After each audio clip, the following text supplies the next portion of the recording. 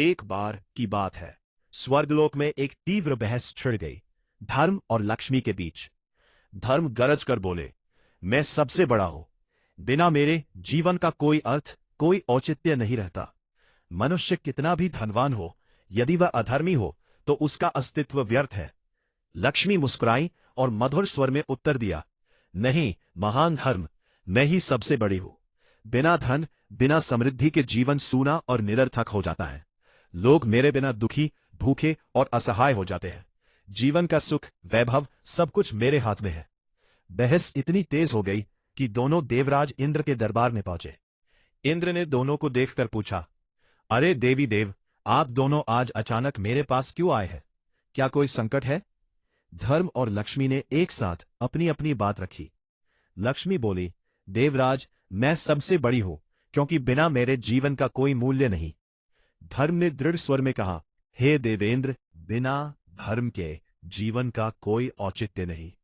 इसलिए न्याय कीजिए, हम में से कौन सर्वश्रेष्ठ है? इंद्र संकट में पड़ गए।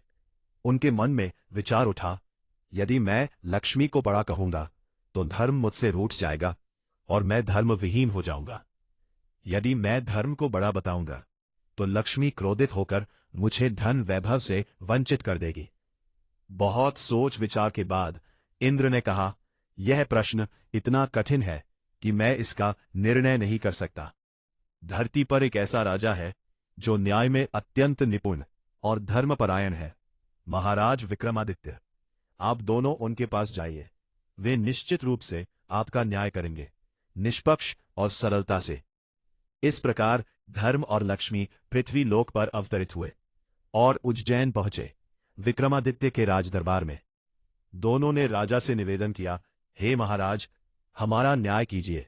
हम में से कौन बड़ा है, धर्म या लक्ष्मी? विक्रमादित्य ने मुस्कुराकर कहा, ठीक है, पहले आप दोनों अपनी बात विस्तार से रखिए, फिर मैं निर्णय सुनाऊंगा। लक्ष्मी ने कहा, हे राजन, यदि मनुष्य के पास मैं न रहूं तो उसका जीवन अर्थहीन, दुखमय और निराश हो जाएगा। इसलिए मैं स्वयं को सर्वश्रेष्ठ मानती हूं।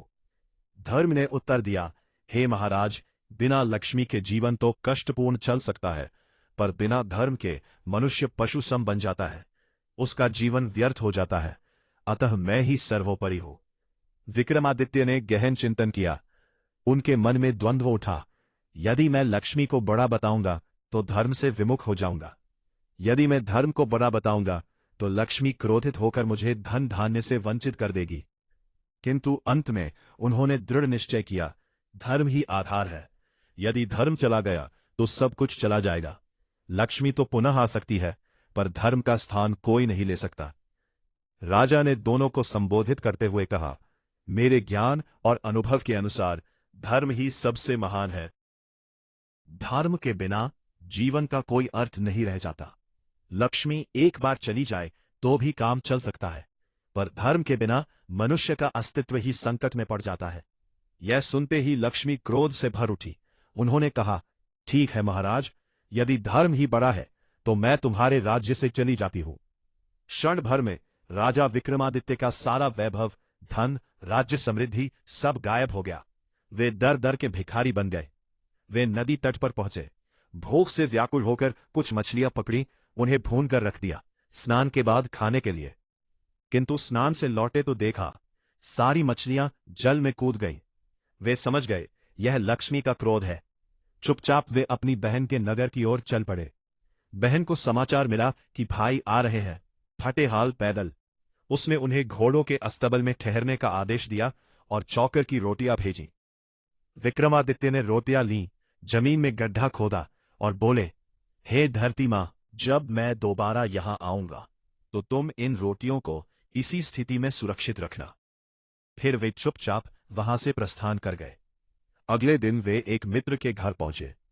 मित्र ने स्वागत किया, भोजन परोसा, किंतु जैसे ही वे खाने बैठे, खूंटी पर टंगा 9 लाख का हार धीरे धीरे खूंटी के अंदर समा गया। मित्र की पत्नी ने चोर का आरोप लगाया।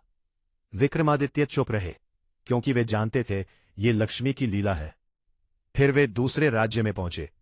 थककर वृक्ष तले सो गए। उसी समय चोरों ने राजा का धन लाकर उनके पास रख दिया। सैनिक आए, उन्हें चोर समझकर पकड़ लिया। राजा ने पूछा, क्या तुमने चोरी की?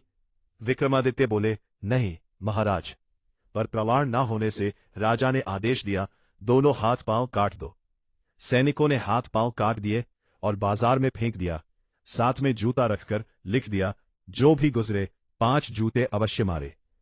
एक तेली वहां से गुजरा।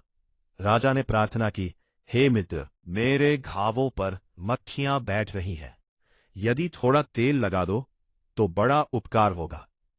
तेली ने हंसकर कहा, एक तो जूते नहीं मार रहा, ऊपर से तेल मांगता है। किंतु दयालु तेली ने थोड़ा तेल लगा दिया। उस दिन उसका तेल बिकने के बाद भी घटा नहीं, बल्कि बढ़ता गया। उसे विश्वास हो गया, यह व्यक्ति कोई देवतुल्य है। उसने राजा से अनुमति ली और विक्रमादित्य को घर ले आया। वहां उनकी सेवा से तेली का घर समृद्ध हो गया। उसी राज्य की राजकुमारी विदुषी थी।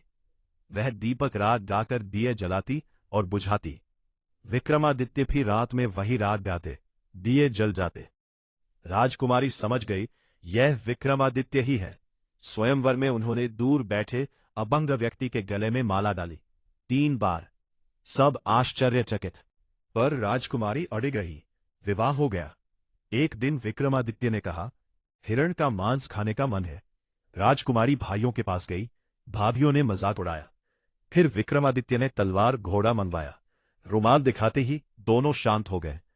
घोड़े पर सवार होकर वे जंगल गए।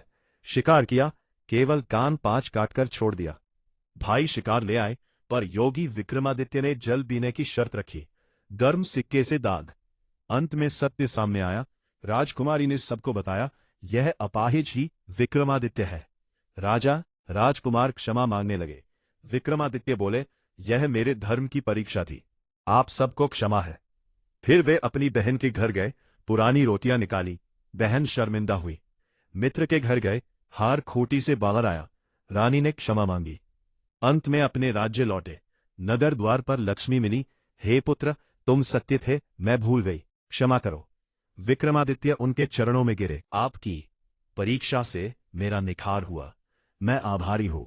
लक्ष्मी ने आशीर्वाद दिया, जब तक संसार रहेगा लोग तुम्हें नहीं भूलेंगे।